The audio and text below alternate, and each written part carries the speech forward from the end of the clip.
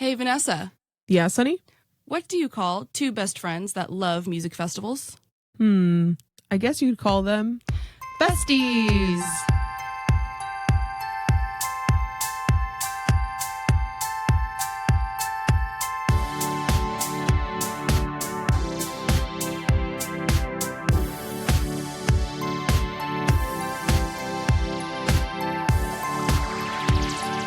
Music, festivals, friendship, festies.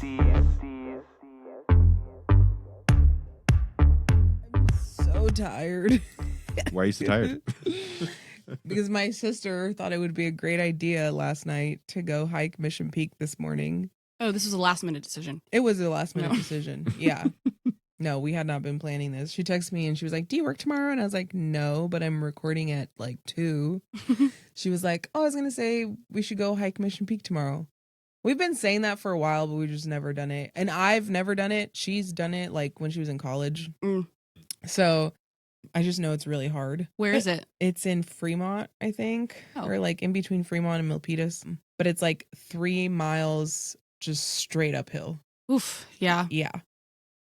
Was the view worth it? Yeah, but you can get the same freaking view from like a mile in. So it's like, you know, It's about the photo at the top. with the little You climb on with the little pole. thing. Yeah. You got that photo. Yeah, I got the photo. Honestly, though, we were like 0.5 miles left and I was ready to give up. Because the last half mile is rocky and straight uphill. Honestly, if it was just straight uphill and it was like the same path it had been the whole way, it'd be fine. But Yeah. it's so rocky Hmm. and like narrow. I was like, fuck this. Oh, Let's turn man. around. But I was like, no, we didn't come all this way just to come this far. We didn't come all this way. Come We this didn't far. come all this way We to didn't come this far. this far to come this far. Come, my lady. What Come, is the come, my saying? I lady. said it right earlier. We didn't come all this far- way. We didn't come. Oh my god. No, so we didn't come this far just to come this far. No, No, we didn't come all that's this not way a. just to come. That this is far. not a thing humans say. Yeah, it is. I've I heard get that it. so No, many. I'm not saying it doesn't make sense. I'm saying that's not the phrase. I'm pretty sure it's we didn't come this far to give up now. No, people say the other one. I swear to God. Okay.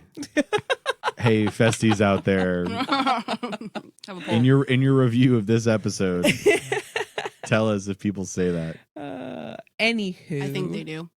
Well, thanks for still making it. Yeah, I was like, God damn, this is like, because it's 6 miles. Like, this is like running a 10K. And it was beautiful. Like, it wasn't too hot. It wasn't cold. It was like perfect temperature. It's breezy. But Christina was like, who fucking thought this would be a good idea? I was like, you bitch. You texted me last night. This is your idea. But her poor knees hurt so bad. So like what we thought was going to be like way quicker getting down the hill was like almost longer. Should have taken really. Because she had to go really slow because it's all downhill and her knee. I was like, just walk backwards. She's like, I get dizzy. So like we couldn't. She would walk backwards for a little bit and then have to stop. I mean, I felt super accomplished. I think 2 miles in, I had like a hiker's high. She was like, hiker's high is crazy. Like, who says that? It's runner's high and crack high. But then like 2.5 miles in, I was like, let's just go back. Yeah, it didn't last very long. Yeah. But then once we got to the top, there was a girl that started at the same time we did. hmm She took pictures of us and then we took a picture of her. She was really nice. But there was the cattle roaming on the path by us and in front of us.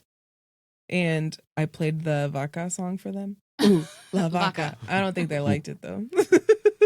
Dun, dun, dun, dun, I thought they were going to dun. start shaking their booties, but they didn't. It's like that video of the cows, and a guy walks up with an amp and a bass, and he plays a slap bass solo, and then all the cows run away. Yeah. I know that feeling. I've lived that. I was going to show you the video of me playing that song to them. There's one point one of them was just staring right at me. I was like, oh, you don't like your anthem?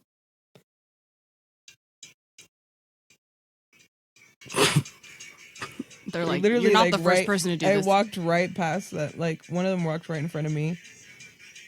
It's running from you. Yeah.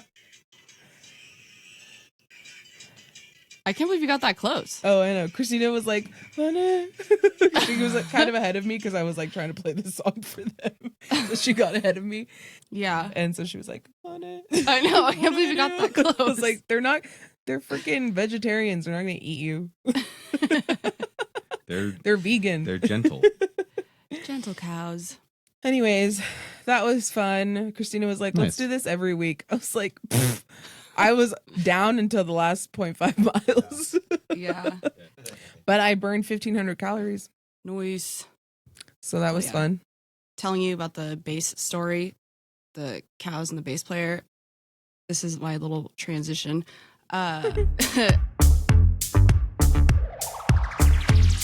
We went to the SF Jazz Festival. Whoa. I took my dad, and one of the headliners was Dave Holland, who's a legendary bass player. Oh, really? And my dad and I like miscommunicated, and I thought he wanted to see him. He thought I wanted to see him. Neither of us wanted to see him. I was like, I just assumed because he's like a legend jazz musician. He was like, yeah, but he's a bass player. Oh, sorry, Clarke. No, it's true. I mean, like, it's true. When it started, I was like, just what everyone wants. An hour and a half, a stand-up bass solo. That's hard. That's hard to listen to. So Ooh. I hate that we miscommunicated like that. So you all watched the whole thing? Actually, we both fell asleep. Oh my God. I was going to save the story for sort of the end, but yeah, we both fell asleep. It was Dave Holland and this other guitar player. He had a lot of guitar pedals, and then he would, I don't want to say beatbox. I feel like, no, there's a better word for it. He does like mouth percussion and Mouth stuff. percussion, yeah. Oh, okay. That's what I want to say. Beatbox. That was really impressive to see, but we both fell asleep. Did you miss someone else because you stayed at this? Or Yes, no? yeah. Oh. And it was someone else that my dad was like, I really wish we could have seen more of, I think his Tyreek McDole, I think was his name. And I was like, we could have stayed there. This is how we found out. I was like, we could have stayed there. And he's like, well, I thought you wanted to go see Dave Holland. It's like, I thought you wanted to see Dave Holland. So, womp, womp. Oh, So no. I was upset about it for kind of like a half hour, but I was like, hey, just let it go. Yeah. Because I was so just like, I can't believe I misread that, you know? Yeah. But yeah, I digress. So SF Jazz was 3 days or 2 days? 3 days. Oh, wow. Yeah. And where was it exactly? SF Jazz Center, which is a block away from Civic Center Okay. and UN Plaza and stuff. Uh-huh. And then one block over from that, they got one of the parking lots and a smaller street. On the corner of Franklin Street and Oak Street. Franklin okay. and Oak. Yeah. Mhm. And they had a tent with a stage there. And then the street was blocked off, and the street had 3 different food trucks every day from off the grid. Oh, uh-huh. And then they had a different like group of DJs playing in this little beer garden. So you would be going back and forth from the actual SF Jazz Center to the tent. The SF Jazz Center is like a really prominent jazz venue. It's like one of the only of its kind that's dedicated to jazz. Yep. It's a special place, and Clarke and I have been very lucky because my dad became a member of the SF Jazz Center. Like, I don't know how long ago, a few years ago. Yeah. And with the membership, you get to buy tickets for the season before everyone else does, and you have no fees. So he's just been letting us get the calendar, and we circle what we want to see, and then he'll get tickets for us, and he'll go with us. And we've been able to see a lot of great live music. Yeah. Thanks to that. Yeah. And in the actual building, the SF Jazz building, they have a main auditorium, the minor auditorium, and then they have a lab. Imagine like a small jazz club style too. So total, there were 3 stages they were having music on. This was the first year of this new format of where you could be at the SF Jazz Center and at this tent and go back and forth. So they kind of kept mentioning that like, you know, be patient with us. This is new. But to us, it went off without a hitch. It was kind of fun walking past people as you like walked across the street. And a lot of those musicians are super tangible. Is that the right word? I don't know. But you would see all the musicians walking around as well. Yeah. At one point. Easily accessible. Accessible. Thank you. That's the word. Which is cool because you could see a band that you just saw in the tent and they had a great set. And then they were walking over because they wanted to see whoever was in the minor auditorium at SF Jazz.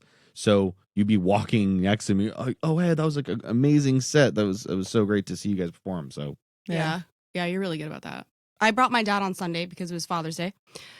He was talking about one of the musicians, and he was like, that guy just needs to have a little bit more dynamic. Like, he's just like balls to the walls right away and the whole time.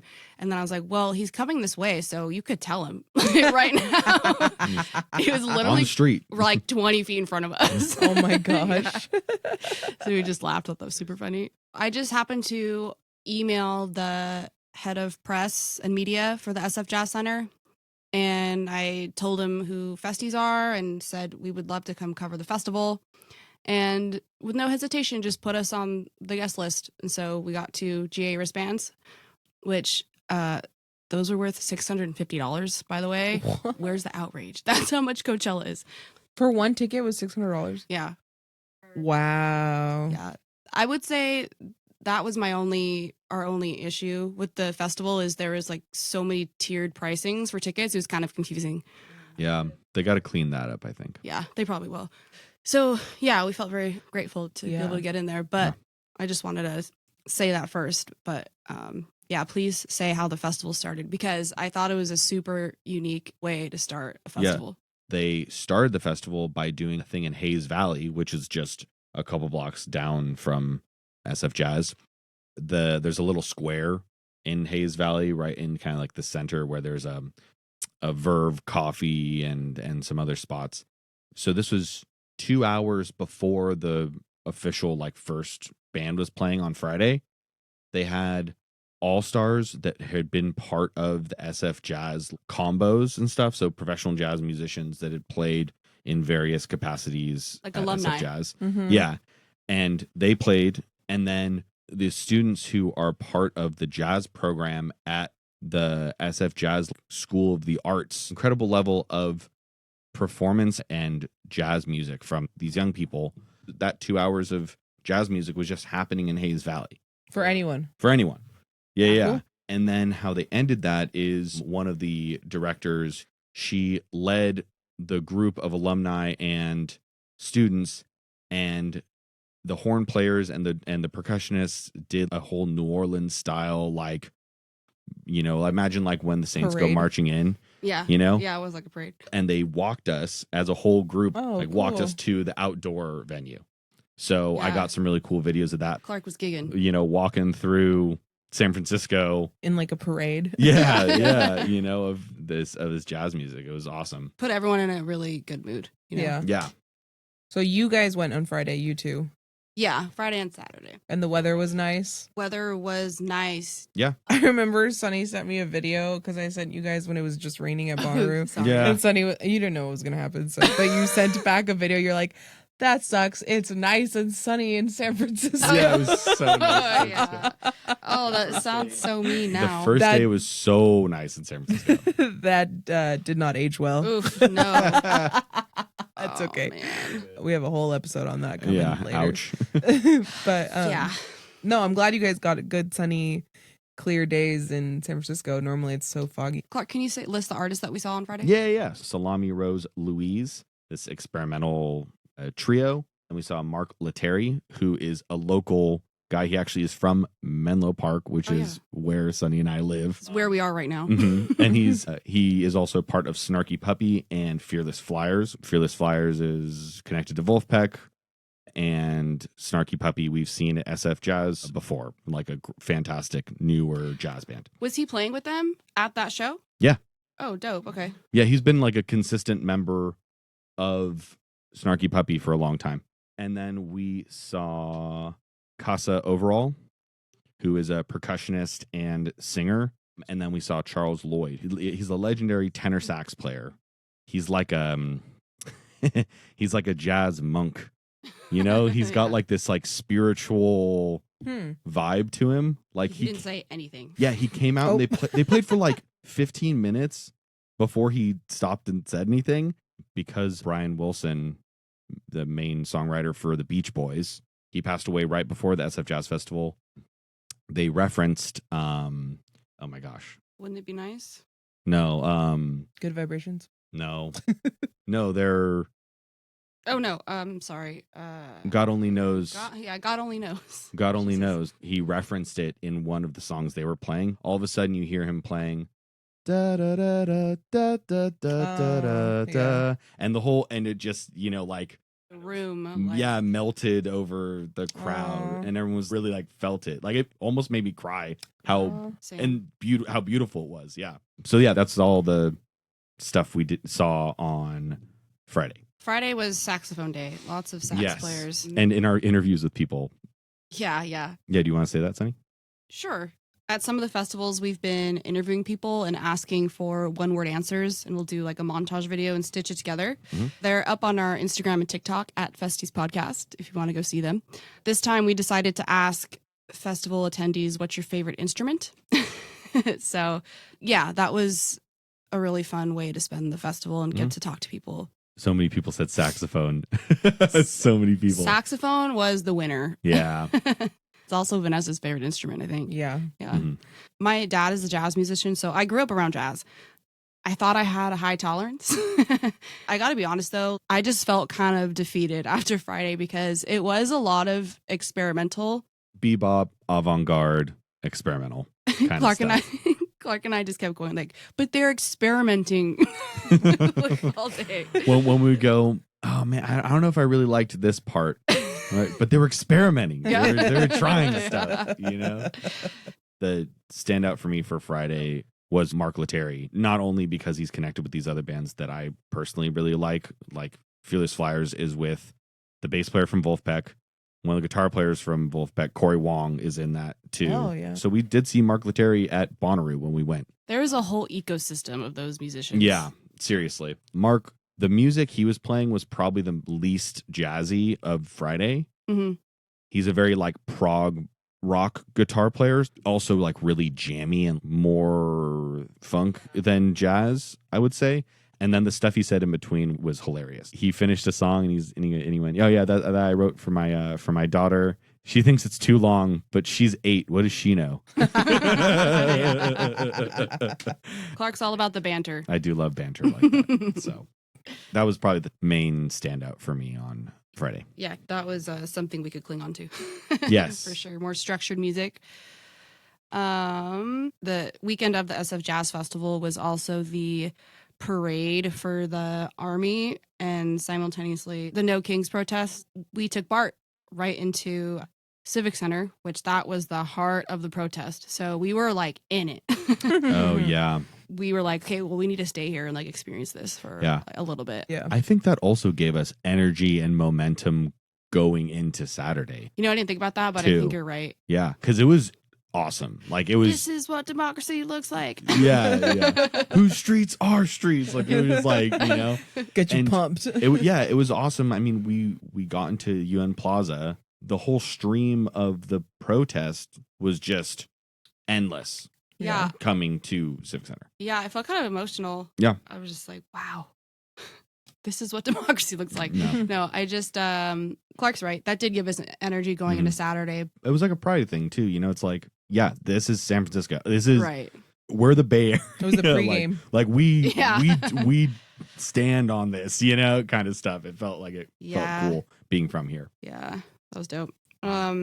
So then we walked over to SF Jazz and we went into the main auditorium and we were seeing a vocalist named Somi. Mm-hmm. And right away I was just like, oh, thank goodness.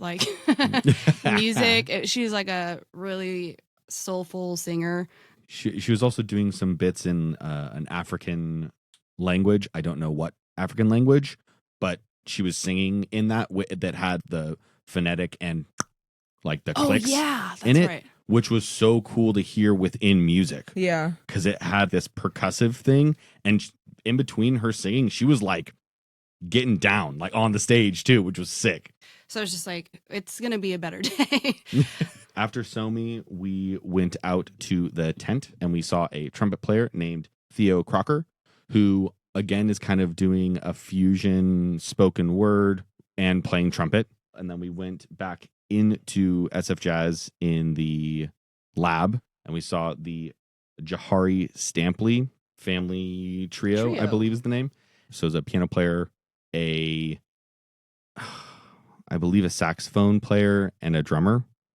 And they were playing just some super high bebop kind of stuff. And then we saw Miss Lisa Fischer and Grand Baton, which was the trio she was playing with.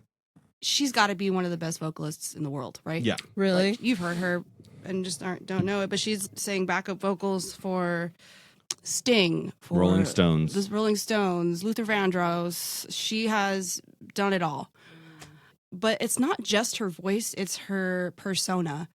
She's so comfortable and at ease and just makes you feel like you're part of it, part of the show, you know? And she did all covers. So it was all music we knew. So that was the fun part of it too. The band she had with her was fantastic. Yeah, she's got to have top line musicians. Yeah. So again, it was just like, today's so much better. Yeah. Yeah. Was that the last one you saw that day? No, the big headliner was Stanley Clarke and Gonzalo. Do you know how to say the last name? Stanley Clarke and Gonzalo Rubalcaba. Wow. Rubalcaba. How did you do that? But Stanley Clarke is a bass player, so that was fun for Clarke. He's like a legendary. I mean, again, all the Another legendary bass player. All the yeah, really. Yeah, Dave Holland's the white one and Stanley Clarke's the black one. You know, like they're both stand-up bass players. How he plays the bass, he kind of like pushed the envelope of how you play it. Like, no one else plays the stand-up bass like that. And Gonzalo is like a legendary piano player too. So it was like watching two old friends have a really interesting conversation. When we were doing our interviews, someone decided to say, we heard that Herbie Hancock was coming tonight. Oh, yeah. And Herbie Hancock is like the ultimate. That's like the top of the top. Even I know who that is. Yeah, right. So yeah, he transcended all jazz. day. We were also telling people, originally I was going to split off from Clarke, watching Stanley Clarke, and I was going to go outside to see the Soul Rebels. But there was a chance that Herbie Hancock was coming, so I stayed there. Oh my gosh. He never showed, which after talking about it, we were like, duh. Like, why would he be there, you know? So I'm just so curious, where did those people hear that? They were tripping. And I believed it up until like the very end of Stanley Clarke. So I was like, he could still come out. Clark's like, no. We're at the encore. It's not happening. We're at the encore. He's not going to come out with Stanley Clarke for the encore. For one song. Yeah. Yeah. I believed you. It's something I forgot to mention inside the building too. Right outside the auditorium, like in the foyer of the theater, they had someone doing a vinyl swap. So people were buying and trading records and stuff. And there were a couple of artists. And then there was a painter who was painting this piece in one of the corners inside the actual venue. His name is Sushi Matsui.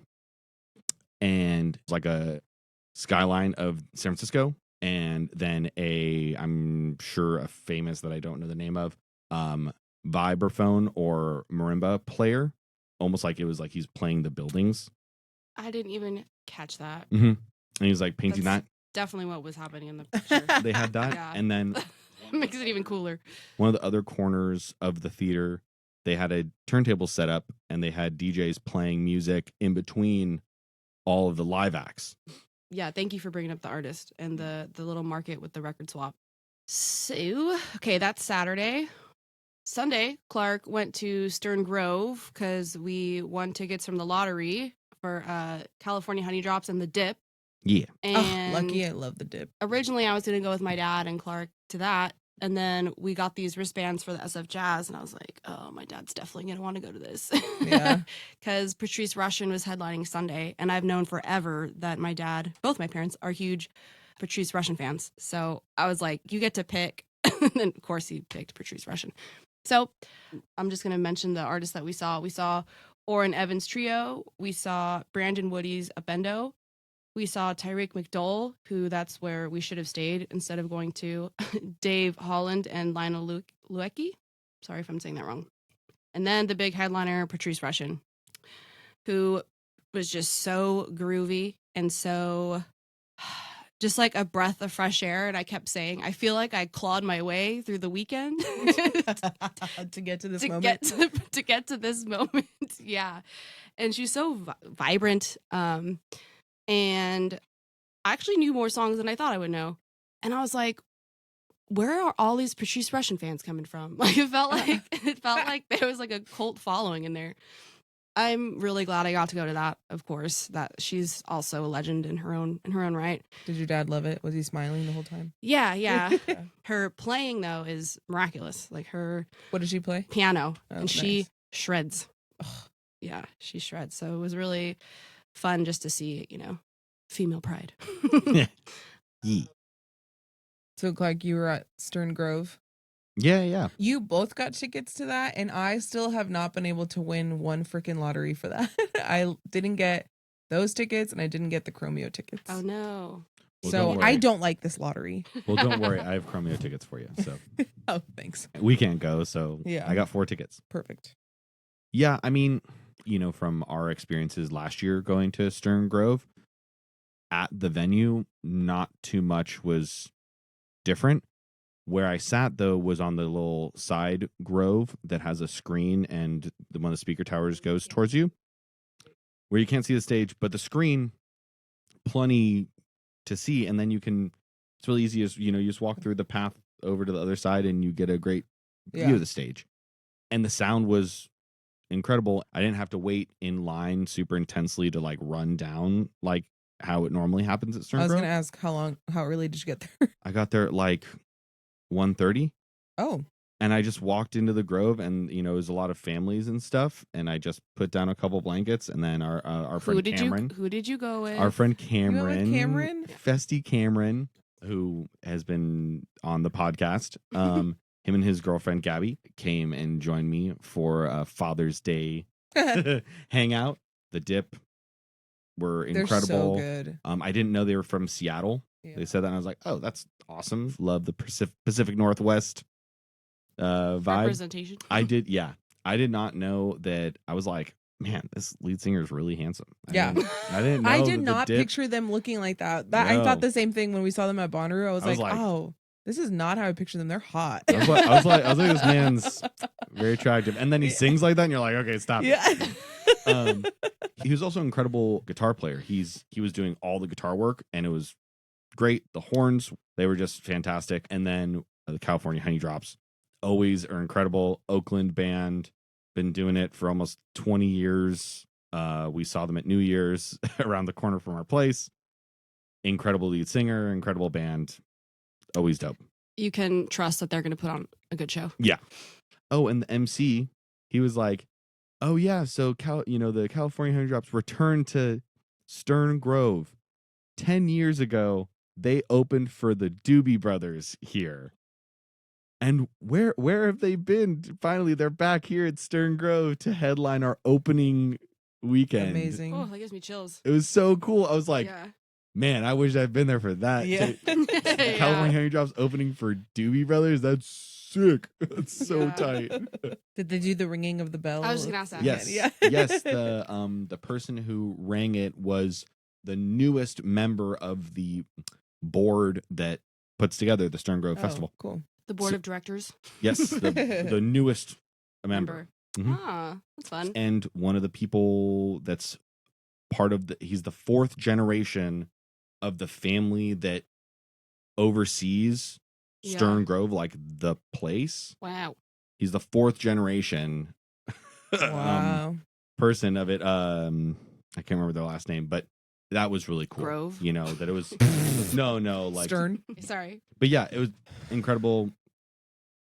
I think we should look into what it's like getting a ticket if you don't do the lottery. You don't win it, and going to pick it up at the box offices they're talking about that, because I'm interested to see what that system's like. Yeah, we should check it. We were at SF Jazz. Clarke went to Stern Grove. Mm-hmm. Vanessa was at Bonnaroo. Our next episode is going to be about Bonnaroo. Yeah. You'll get a whole episode on that. There's a lot that happened or didn't happen. So we get a text from Vanessa while we're at the SF Jazz Center that Bonnaroo is canceled. And I thought she was joking because it got canceled for us one year when we had already flown out to Bonnaroo. So I thought she was joking, but no, she was not joking. She was not. I just kept saying every half hour, I was just like, oh, that's so sad. I felt like I was grieving for you guys.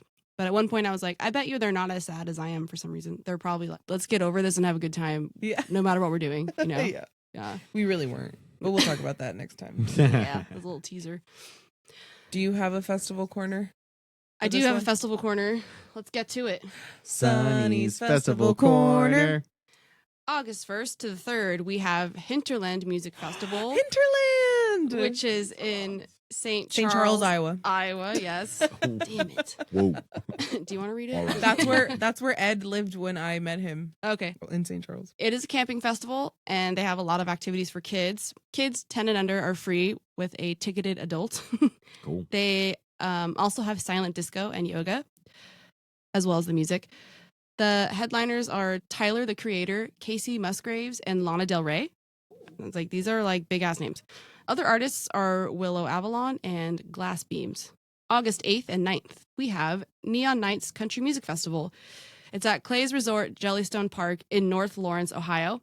It is a camping festival, but the tickets also include access to the Clay's Resort, Jellystone Park swimming lake, which is just a big, huge lake with lots of like water activities and swimming. Cool. Headliners are Foreigner and Brooks and Dunn. Oh. Other artists are Tracy Lawrence and Sarah Evans. Oh, Sarah Evans. Saturday, August 16th, we have Rhyme Fest. It's at The Torch in downtown Los Angeles at the Coliseum. It's a one-day hip-hop festival in the heart of downtown Los Angeles. And it's more than just a music festival.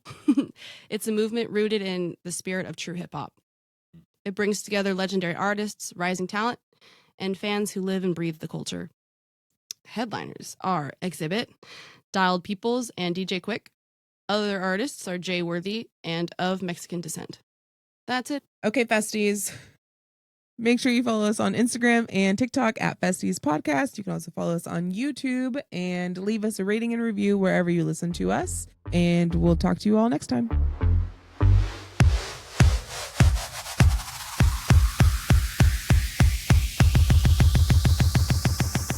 Festies.